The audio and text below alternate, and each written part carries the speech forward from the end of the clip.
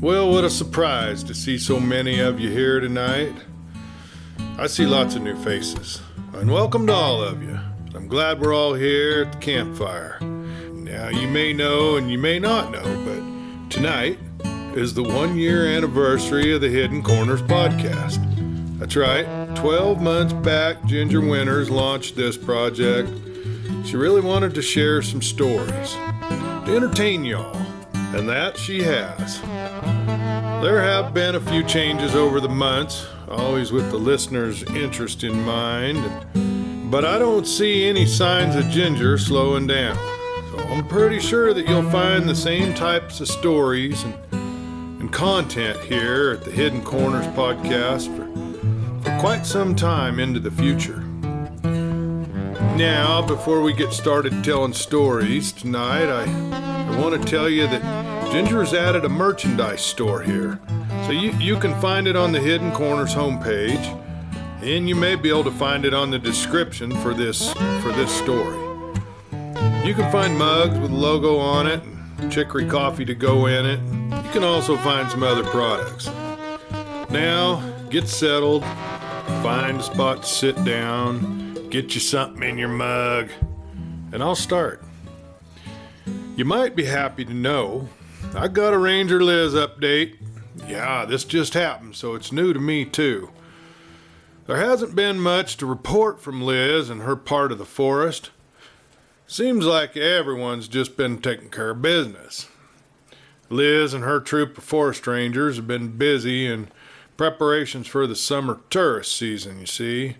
Now that would entail repairs from winter damage to the facilities like the parking areas and the toilets, the kiosks and the buildings and the roads.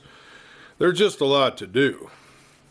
Now, when the tourists start showing up around Memorial Day, things are pretty much non-stop busy until sometime in September, when the families start staying home in preparation for getting their kids to school. Now, with the 4th of July just around the corner, the facilities are running at their max. And you're likely to run into people just about anywhere. Now, while most people camp around the lakes, the streams, where there's more flat ground for campsites. Now, strangely enough, when people from the city go into the forest to camp, well, they end up surrounded by people doing the same thing. And I guess it's just what you're used to. So while most of the time people are found reasonably close to the campgrounds, there's always a few hardy souls for which the crowds have no appeal, and instead they crave the beauty of solitude. By themselves or in small groups, these campers hike out for overnight trips. And on these forays are where most wildlife encounters occur. For most of us, watching a bear or a small herd of deer is what makes for a memorable trip into the woods. That is why some people make the extra effort to venture away from the crowds. And so it was for 57-year-old Michael Carter. He was a banker. He was on a short holiday for the weekend before the 4th of July. He thought it best that he would do a reasonably short 2-night backpack trip. He would park his car in the main parking lot near the Rangers' headquarters. And the trail system was extensive throughout this part of the park, so he would walk away from his car and within 5 miles be away from it all, but except for a very few people. He planned to put on another 2 or 3 miles the first day, putting him on a high ridge that was far away from most tourists and afforded just the best views. There were no campfires allowed in the summer months in the wilderness portions of the park, so Michael, like other backpackers, carried a small alcohol-fueled stove, which he used to boil water that was added to his freeze-dried food. And that's all it really takes nowadays. Really pretty damn good. Not much like the freeze-dried foods from the 60s and the 70s, which were pretty sketchy in my opinion. Now, my family always backpacked when I was still a child, so I had my share of that early backpacking foods. Nowadays, however, the foods are really good. Most entrees are packaged in foil pouches, You simply open the pouch and you add boiling water. Wait a few minutes and you eat your meal just right out of the pouch, you see. Now we're talking all types of food too, like stroganoff's a favorite. I saw chicken and rice, curry, chicken and dumplings, and steaks. Yeah, even steaks. Really, just about any food can be freeze-dried. It costs a bit more, but it's pretty tasty. Well, he made it to the parking lot by about 2:30 on Friday afternoon. Set out on the trail for the wilderness. He made it to the ridgetop by around 7. It was a pretty hard uphill hike, and he started looking for a good campsite, a perfect spot. A sandy area surrounded by low boulders on the ridge with views all the way around. He set up his tent and unloaded his sleeping gear and spread it all out. You see, I was taught long ago by a wise man to set up your bed before you started doing anything else. Now that first evening was just right, as Michael, seated with his back against one of the boulders, ate his beef stroganoff and drank fruit juice. And what a night's sleep he had after walking those miles to the ridgetop. This is why I love to backpack, he thought, as he fell asleep. Just about 3 miles away, a hairy giant beast strode through the forest, carrying a deer carcass over his shoulder. The king of all he surveyed, he moved smoothly with purpose through the trees. He was content in knowing that his hunting success that night would feed his small family for several days. His child was growing so fast and required quite a bit of nourishment. While still nursing from his mother, the young Sasquatch would still eat almost 4 pounds of meat a day. It was almost a full-time job gathering greens from the forest glade and hunting meat to nourish the 3 of them. Because of this, he roamed far and wide. Mother and son would venture out into the forest, mostly in the morning, late afternoon. The female Squatch would be hunting seeds and herbs and so many of the other essentials to be found. The boy, like any boy, would be exploring, never more than a few 100 feet from his mother. Very similar to the arrangement between a sow grizzly and her cubs. The cubs are pretty tough, and only an apex predator would attempt to take one. But with one squall from the cub, one of the most ferocious animals, if not the most ferocious, in all of North America is coming, and there's going to be hell to pay. Well, it's not going to be any less dramatic if this female Sasquatch senses danger. Ripping and biting at her prey, there are no animals that would survive the attack except for the largest and the meanest of the bears. When not in the forest near their cave, they would retire into the cavern to water and rest. Their life was idyllic. Liz woke up Saturday morning and just sat down with her big mug of steaming coffee, sat in her chair and just began to think of the day ahead of her. She had to go into the office for a few hours to clean up some paperwork and fill out the July labor assignment schedule. She planned on being done by noon, and she might take a short hike, or she really wanted to go fishing on a little creek she knew of that didn't get much pressure, and it held some really nice native cutthroats. And your presentation had to be flawless or they wouldn't even look at your fly. Now, she'd been 3 times to this little section of creek, and she'd only managed to catch 2 of these beautiful, skittish little fish. The challenge was real, and Liz did enjoy the chance to test herself. So she took her time, and she made it into the Forest Service complex by 9 o'clock in the morning. At about the same time, Michael had finished breakfast and broke camp. Shouldering his backpack, he took a last look around to make sure he left no signs of his overnight habitation. Satisfied, he started slowly down the ridge. Now, he intended to leave the ridge and head down slope.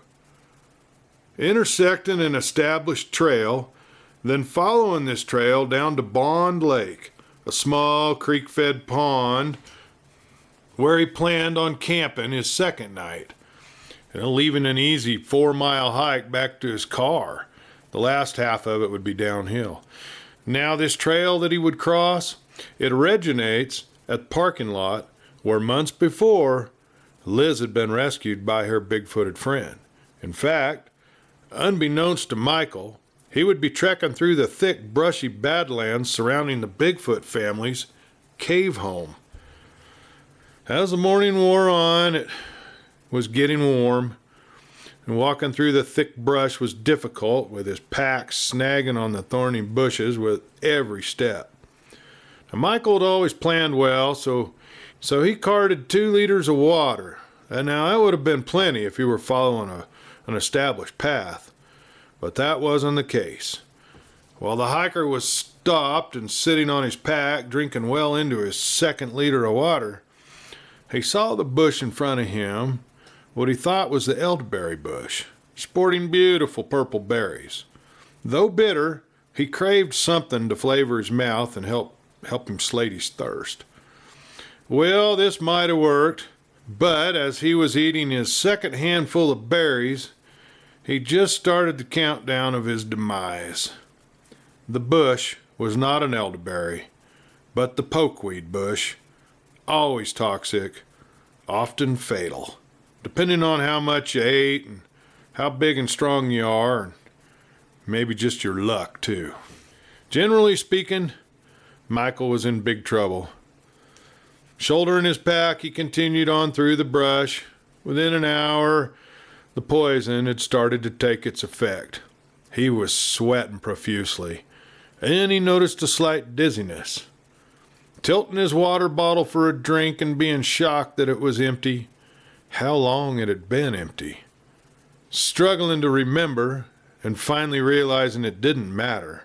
What did matter was finding a stream or a spring and try to satisfy his intense thirst.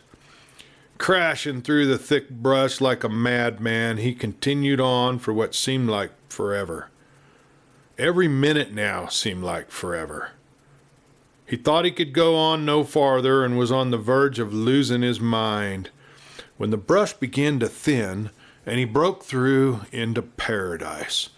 A large meadow with a creek and a few large piles of boulders. Everything was spinning now, and Michael was concentrating on staying focused. His mind was sorting through memories of his childhood. He felt sick.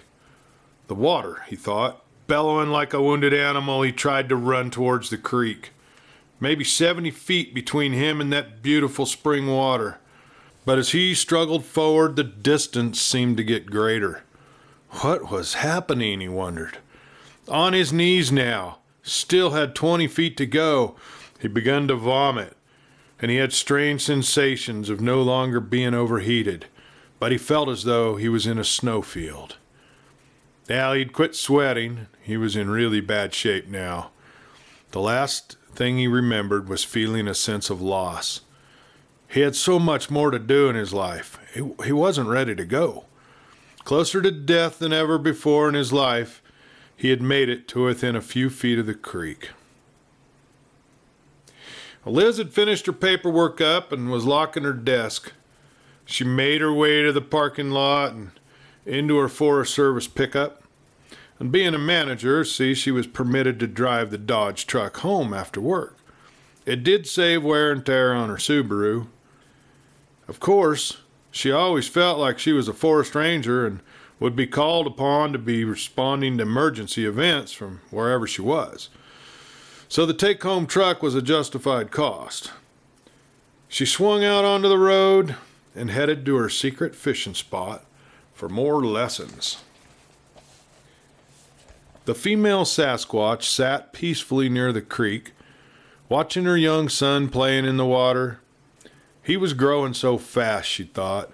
He's developing so rapidly, and he learns almost intuitively. He will grow up to be just as smart and strong as his father. She stopped weaving the mat she was working on when she smelled the scent of a human. Calling her son with a low guttural growl, he came immediately. he knew he'd better. Taking her weaving and ushering her child ahead of her, she headed for the pile of boulders where the entrance to their cave was. They weren't used to people finding this meadow. It was just too remote and too difficult to approach. So this possible intrusion was alarming. Very few humans had ever been here. Now Liz had discovered it, much like Michael had, by accident. And except for Liz bringing her 3 trainees to show them her discovery, the last human the Bigfoot encountered here were over 200 years ago. It was a small hunting party of 3 braves on a trek. They were killed and eaten by the family of Sasquatch living in the cave system then. And that line of Sasquatch had died out before Liz's friend found the cave. When she reached the safety of the cave mouth, she leaned her head back and bellowed, really like a loud scream. This was to alert her mate of the danger that was nearby. And within a few minutes of her scream, she saw a human struggling through the brush on the perimeter of the meadow. He didn't look well to her as he stumbled and staggered into the meadow. Then, when he growled and made a lunge for the creek, she watched closely as he fell just short. Well, he was in bad shape and probably would be dead soon. Her call to her mate had been heard. He was on the ridge when he heard it. Running at full speed, he was ready to kill anything in his path to get to his family. As he got closer and closer, his rage grew, and he only began to calm down after he had them both in his arms. He saw the motionless body of the hiker as he ran to his mate and child, and had Michael moved at all, he would have been torn apart limb by limb. Once the family was safe and secure, he moved to the fallen man and saw the pokeberries that Michael had vomited as he struggled to get the last few feet to the creek.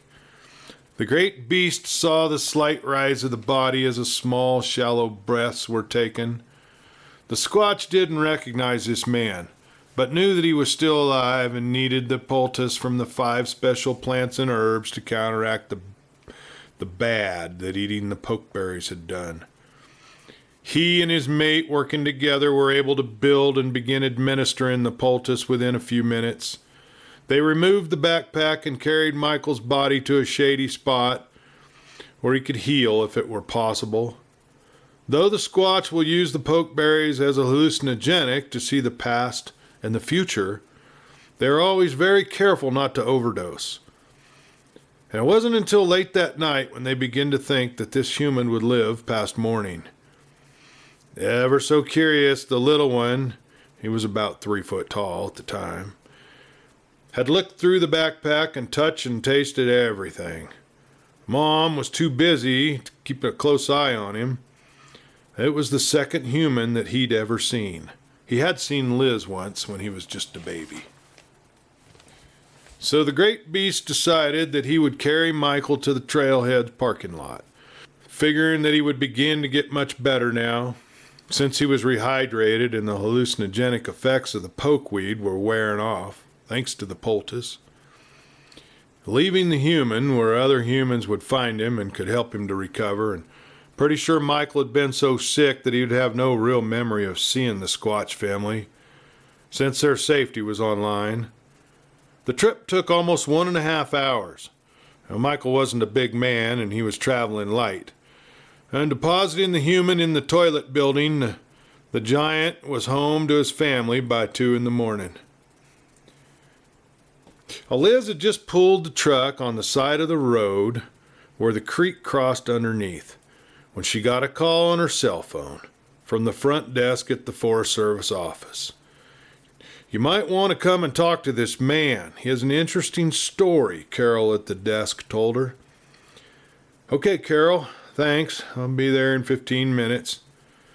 She shook her head, started the truck back up. "Surely these fish are going to be here when I get back," she laughed to herself. Liz brought Michael into her office and offered him a seat, a cup of coffee. She listened to his story, how he'd seemed to have eaten what he thought were elderberries and then went into convulsions and began to hallucinate. "I guess I had a reaction to the berries, and add to that I became dehydrated. I really don't remember walking the last 2.5 miles down to the trailhead. I did have some wild hallucinations, though, Like what? Liz prompted him. Well, I remember a meadow. It's like an oasis, a regular Eden, and a creek running across with the most beautiful clear water gurgling in the bed. The thing is, the creek came out of the side of the hill and then seemed to disappear into a pile of boulders a few hundred feet away. Now, I tried to get to the creek. I was dying of thirst. I must have made it. I mean, I'm here, aren't I?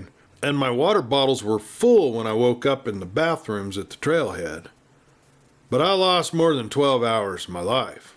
Wild dreams of floating through the forest with the stars brightly shining, and hearing voices speaking a mysterious language. And weirdest of all, I would wake up to the vision of a short, hairy man poking me with a stick, and then slip away again. That happened several times. After Liz let Michael finish his story, she told him it sounds like you ate some pokeberries. Now, they're known to be hallucinogenic. It sounds like your imagination really went wild. You are lucky to be alive for sure. They can be toxic enough to be fatal. I suggest you get some rest and drink lots of water. As Michael left her office, she once again locked her desk up and headed to the parking lot. She needed to get to town. She was going to buy oranges and bananas and as much food as she thought she could carry on her pack.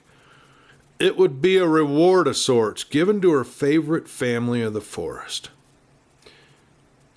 Yeah, I think Liz was glad to have an excuse to possibly see this Bigfoot family again. It had been a while. Well, does anyone else have a story to tell tonight? You know, if you send a good story to us here at the Hidden Corners podcast, we would love to read it here around the campfire, to be sure. But we always will find a story to tell you. I enjoyed your company tonight. I want to thank you for coming around for the last year. Now, folks, be happy for what we've got, because there's always someone worse off, and maybe we can help them. So until next time, this is Clay Steele. Good night.